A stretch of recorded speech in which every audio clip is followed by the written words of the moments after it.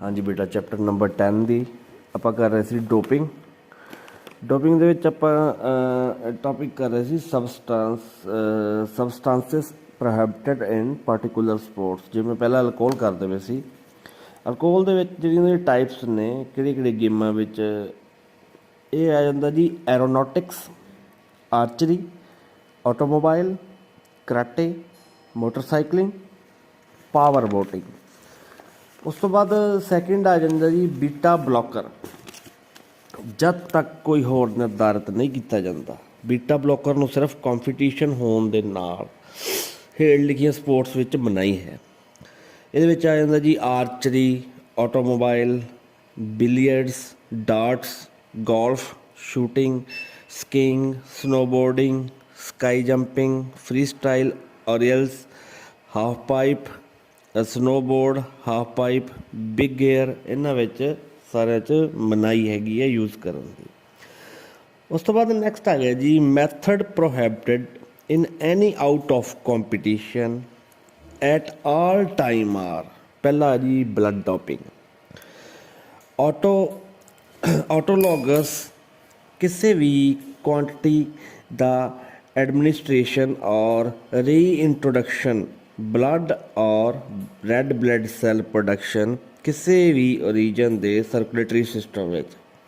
Number 2, oxygen transport ਔਰ delivery ਦੀ artificially ਰੂਪ ਨਾਲ ਵਧਾਉਣਾ, ਪਰੰਤੂ ਇਸ ਲਿਮਟ ਤੱਕ ਨਹੀਂ। Perfluorochemicals, efaproxiral and modified haemoglobin production excluding supplement oxygen ਨੂੰ ਛੱਡ ਕੇ। ਥਰਡ ਹੈਗਾ ਜੀ ਫਿਜ਼ੀਕਲ ਔਰ ਕੈਮੀਕਲ ਬਲੱਡ ਔਰ ਬਲੱਡ ਕੰਪੋਨੈਂਟ ਦੇ ਕਿਸੇ ਵੀ ਕਿਸਮ ਦੇ ਇੰਟਰਾਵਸਕੂਲਰ ਮੈਨੀਪੂਲੇਟੇਸ਼ਨ। ਸੈਕਿੰਡ ਆ ਗਿਆ ਜੀ ਕੈਮੀਕਲ ਐਂਡ ਫਿਜ਼ੀਕਲ ਮੈਨੀਪੂਲੇਟੇਸ਼ਨ।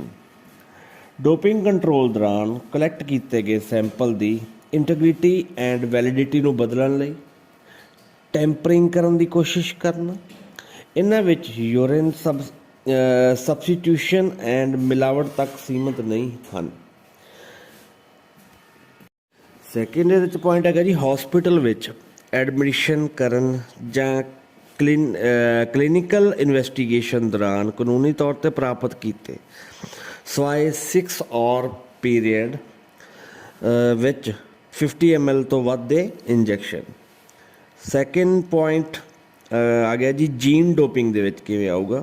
ਸਪੋਰਟਸ ਵਿੱਚ ਪਰਫਾਰਮੈਂਸ ਵਧਾਉਣ ਦੀ ਸਮਰੱਥਾ ਦੇ ਨਾਲ ਇਹ ਵਰਜਿਤ ਹੈ, ਮਤਲਬ ਕਿ ਇਹ ਬੈਨ। ਪਹਿਲਾ nucleic acid and nucleic acid analogues ਦੇ ਪੋਲੀਮਰਜ ਟ੍ਰਾਂਸਫਰ। ਸੈਕਿੰਡ ਨਾਰਮਲ ਔਰ ਜੈਨੇਟਿਕਲੀ ਮੋਡੀਫਾਈਡ ਸੈੱਲ ਦੀ ਵਰਤੋਂ ਕਰਨਾ। ਅੱਗੇ ਜੀ side effect of prohibited substances. Performance ਵਧਾਉਣ ਵਾਲੇ ਸਬਸਟੈਂਸਸ ਦੀ ਵਰਤੋਂ ਹੈਲਥ ਪ੍ਰੋਬਲਮਸ ਐਂਡ ਡੈਥ ਦਾ ਕਾਰਨ ਬਣਦੀ ਹੈ। ਪਹਿਲਾ ਹੈਗਾ ਜੀ ਇਹਦੇ ਪੁਆਇੰਟ ਕਿਹੜੇ ਆ ਜਾਂਦੇ ਆ, ਐਡਿਕਟਿਵ। ਇਹਨਾਂ ਸਬਸਟੈਂਸਸ ਦੇ ਜ਼ਿਆਦਾਤਰ ਐਡਿਕਟਿਵ ਇਫੈਕਟ ਹੁੰਦੇ ਹਨ ਅਤੇ ਇਸ ਲਈ ਇਹ ਫਿਜ਼ੀਕਲੀ ਐਂਡ ਸਾਈਕੋਲੋਜੀਕਲ ਇਫੈਕਟ ਪੈਦਾ ਕਰਦੇ ਹਨ। ਦੂਸਰਾ ਹੈਗਾ ਜੀ ਕਾਰਡੀਅਕ ਪ੍ਰੋਬਲਮ। ਡੋਪਿੰਗ ਦਾ ਹਾਰਟ ਉੱਤੇ ਬਹੁਤ ਬੁਰਾ ਇਫੈਕਟ ਪੈਂਦਾ ਹੈ। ਕਾਰਡੀਅਕ ਦੀਆਂ ਕਈ ਟਾਈਪ ਦੀਆਂ ਪ੍ਰੋਬਲਮ ਹੁੰਦੀਆਂ ਹਨ, ਜਿਵੇਂ heart beat, hypertension, cardiac etcetera ਦਾ ਕਾਰਨ ਬਣਦੀ ਹੈ। ਸੀ ਹੈਗਾ ਜੀ affects kidney and liver. Doping substance ਵਿੱਚ ਸਟਰੋਂਗ ਕੈਮੀਕਲ ਹੁੰਦੇ ਹਨ, ਇਸ ਲਈ ਇਹ ਕਿਡਨੀ, ਲਿਵਰ 'ਤੇ ਬਹੁਤ ਬੈਡ ਇਫੈਕਟ ਪਾਉਂਦੀ ਹੈ। ਇਹ ਇੰਪੋਰਟੈਂਟ ਆਰਗਨਸ ਦੇ ਫੰਕਸ਼ਨਿੰਗ ਨਾ ਕਰਨ ਅਤੇ ਪਾਰਸ਼ੀਅਲ ਡੈਮੇਜ ਕਰਦਾ ਹੈ। ਡੀ ਪੁਆਇੰਟ ਹੈਗਾ ਜੀ ਅਨਬੈਲੈਂਸਡ ਫਿਜ਼ੀਓਲੋਜੀਕਲ ਬਿਹੇਵੀਅਰ।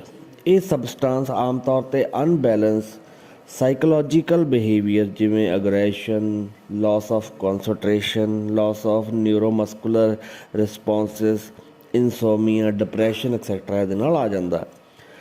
ਈ ਪਾਰਟ ਹੈਗਾ ਜੀ ਇੰਪੋਟੈਂਟ। ਡੋਪਿੰਗ ਮੇਲ ਵਿੱਚ ਇੰਪੋਟੈਂਟ ਦਾ ਕਾਰਨ ਬਣਦੀ ਹੈ, ਭਾਵ shrinking of testicles, reduction of sperm production ਵਿੱਚ ਕਮੀ ਆਉਂਦੀ ਹੈ। ਫੀਮੇਲ ਵਿੱਚ ਇਹ ਇਨਫਰਟੀਲਿਟੀ ਦਾ ਕਾਰਨ ਬਣਦੀ ਹੈ। F part dehydration doping body ਵਿੱਚ ਵਾਟਰ ਦਾ ਬਹੁਤ ਵੱਡਾ ਘਾਟਾ ਪੈਦਾ ਕਰਦੀ ਹੈ, ਇਸ ਤਰ੍ਹਾਂ ਹਾਈਡਰੇਸ਼ਨ ਦਾ ਕਾਰਨ ਬਣਦੀ। ਡੀਹਾਈਡਰੇਸ਼ਨ ਕਾਰਨ cramp, heat stroke, high temperature etcetera ਦੀ ਪ੍ਰੋਬਲਮ ਆਉਂਦੀ ਹੈ। ਅਤੇ ਜੀ ਪੁਆਇੰਟ ਹੈਗਾ ਜੀ ਡਾਈਜੈਸਟਿਵ ਪ੍ਰੋਬਲਮਸ। ਇਹਨਾਂ 'ਤੇ ਬੈਨ ਡਰੱਗ ਜ਼ਿਆਦਾਤਰ ਡਾਈਜੈਸਟਿਵ ਔਰ ਗੈਸਟਰੋ ਪ੍ਰੋਬਲਮ ਦਾ ਕਾਰਨ ਬਣਦੀਆਂ ਹਨ, ਜਿਵੇਂ loss of appetite, hormonal variations, constipation, stomach ache etcetera ਇਹਨਾਂ 'ਚ ਪ੍ਰੋਬਲਮ ਆਉਂਦੀ ਹੈ। ਅੱਗੇ ਬੇਟਾ ਇੱਕ ਚਾਰਟ ਬਣਿਆ ਹੋਇਆ, ਉਹ ਆਪਾਂ ਕਰਨੇ। ਡੋਪਿੰਗ ਕਲਾਸ ਕਿਹੜੀ ਹੁੰਦੀ ਹੈ? ਸਟਿਮੂਲੈਂਟਸ ਪਹਿਲਾਂ ਹੁੰਦਾ, ਇਹ make athlete more alert and mask fatigue, ਅਤੇ ਇਹਦੇ ਸਾਈਡ ਇਫੈਕਟ ਹੁੰਦੇ ਆ ਕੈਨ ਕਾਜ਼ ਹਾਰਟ ਫੇਲੀਅਰ, ਅਡਿਕਟਿਵ।